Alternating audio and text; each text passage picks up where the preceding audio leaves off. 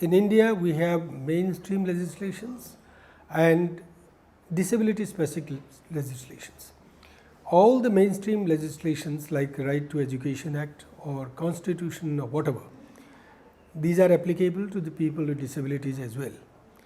But to protect the rights of persons with disabilities, because they don't get them, we have disability specific legislation. These are 4.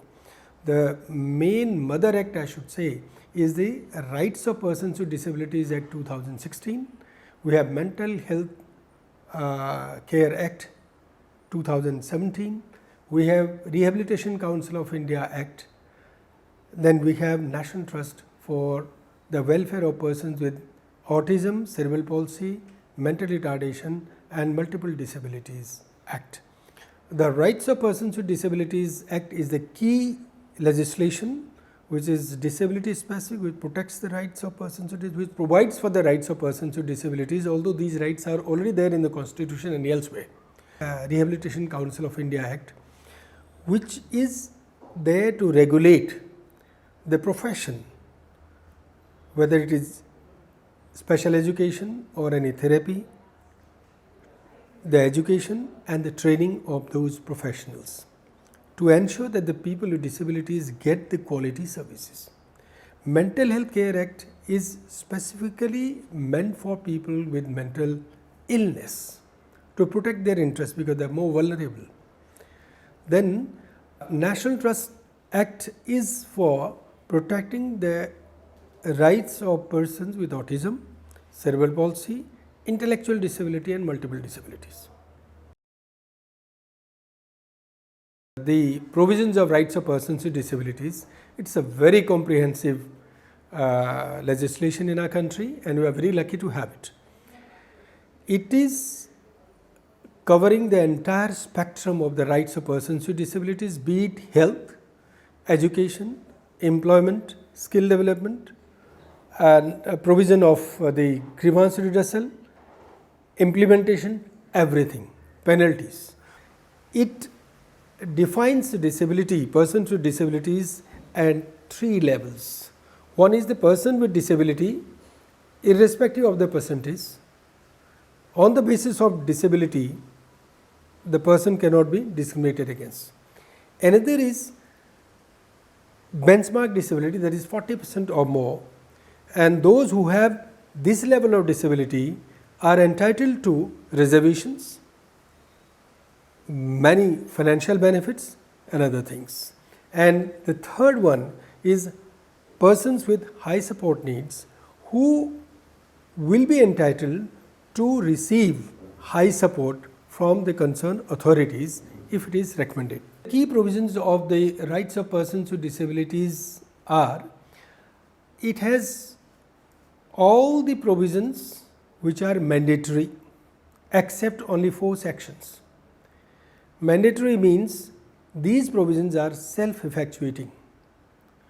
The concerned authorities cannot say we cannot implement it because there are no specific instructions, because there are no rules. The highlight of this act is that it clearly provides for the dignity, inclusion and the non-discrimination against people with disabilities. These 4 sections relate to the provision of, say, social security. But even in that social security, provision of 25% extra for people with disabilities is mandatory. Similarly, how much the government will spend on giving grants to the NGO sector for rehabilitation purposes, or how much it will provide and what scheme will it have for giving incentives to private sector to encourage employment of people with disabilities. These are the things which are not mandatory. These are dependent on the availability of funds or economic development of the state or the country.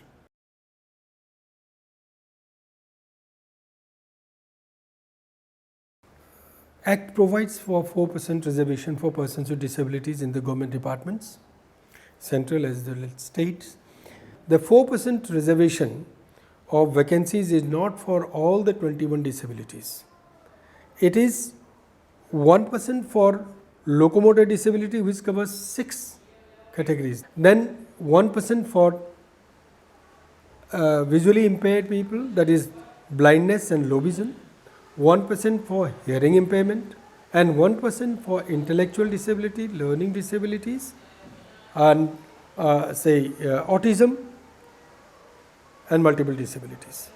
For the private sector, the equal opportunity policy is the key to ensure that the people with disabilities do not get any discriminatory treatment in the matter of getting employment in the private sector.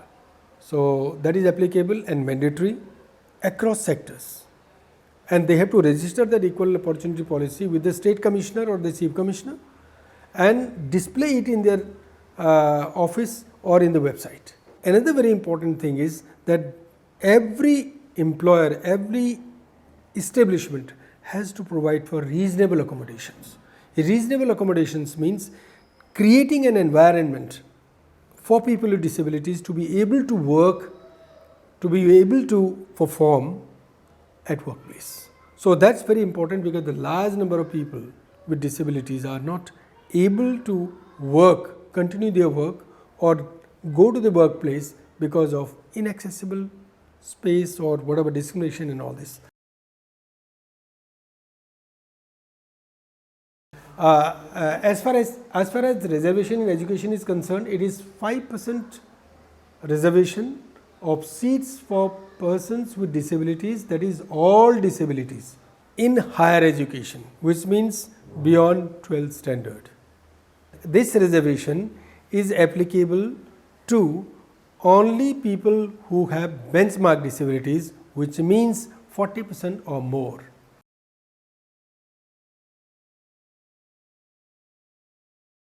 The next important thing in the Act is that National Fund for Persons with Disabilities and the State Fund for Persons with Disabilities. You can't implement certain things unless you have the funds. So, to ensure that that provision is there, but we need to create that fund. Central government has created that fund, but how that fund is being utilized, how much has been utilized, somebody has to ask that information, somebody has to audit. And incidentally, there is a provision in this Act itself for social audit. So, all these things are the responsibility of the civil society as well, social audit. Our Rights of Persons with Disabilities Act in India is one of the best, and I have written a case study on it, and harmonization of the domestic laws on disability with this UNCRPD, which is being published, or in fact it has been published by UNSCAP. Another very important provision in the Act is about the designation of special courts for persons with disabilities. You see, the state commissioner or the chief commissioner have a limited power of recommending. If they do not recommend, then what next? There is a provision for implementing penalties, but then if somebody does not, then state commissioner or the chief commissioner cannot penalize for that, or cannot put a person behind bars. So, for that there is a special court will try. That provision is there, and if every state does it, and some people take it, say state commissioner can take the issue with the special court, try some people, penalize them, this will set an example.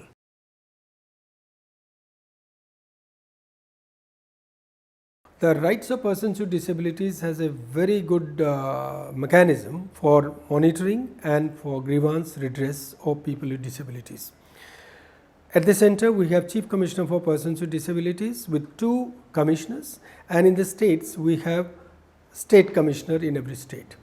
Now, their role, primary role, is to redress the grievance of persons with disabilities, any violation of the Act or any non-implementation. Any person with disability or anybody on behalf of a person with disability can file a complaint, can file an email to Chief Commissioner for Persons with Disabilities if the issue pertains to a central government department. If it pertains to a state government department, then to the State Commissioner for Persons with Disabilities. They have the power of the civil court. They can summon, they can hold hearings, they can pass orders, they can give their recommendations. And a very important thing in the Rights of Persons with Disabilities Act is that whether Chief Commissioner or the State Commissioner, if gives a direction or a recommendation, that must be implemented by the concerned authorities within 3 months. And if they feel it is not possible to implement, they have to inform the Chief Commissioner or the State Commissioner, as the case may be, within 3 months. If they don't, then they attract the penalty that is available in the Act.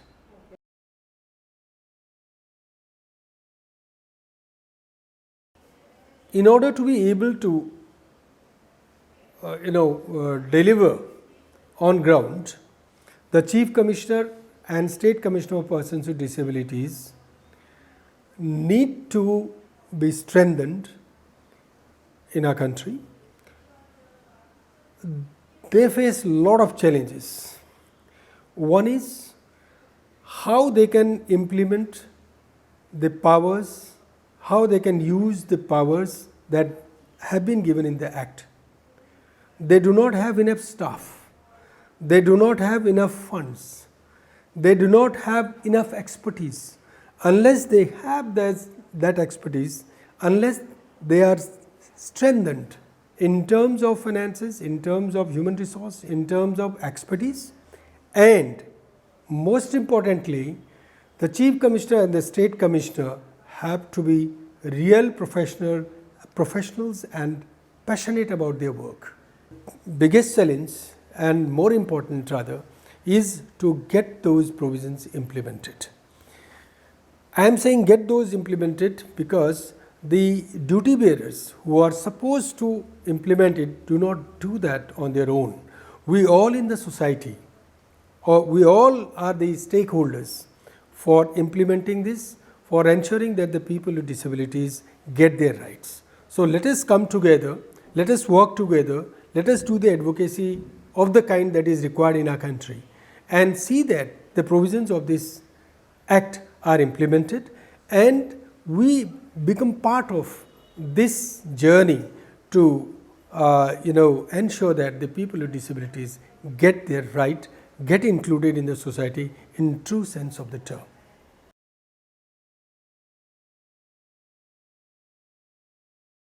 The penalty for any violation, non-implementation by any individual or any company is minimum rupees 10,000. For repetition, it is 50,000, and it can go up to 5 lakhs.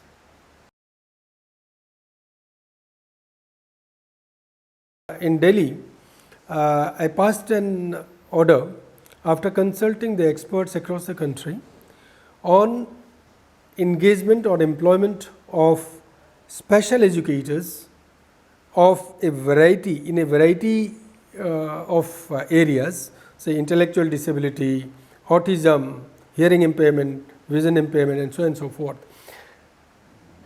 That every state and the central government must create posts of those special educators and train the mainstream teachers on how to teach children with varied disabilities, not one disability.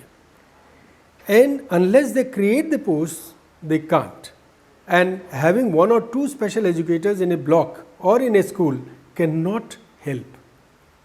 If you have to ensure the fundamental right to inclusive education and free and compulsory education to every child, then you have to take care of the needs of every child who may have any disability.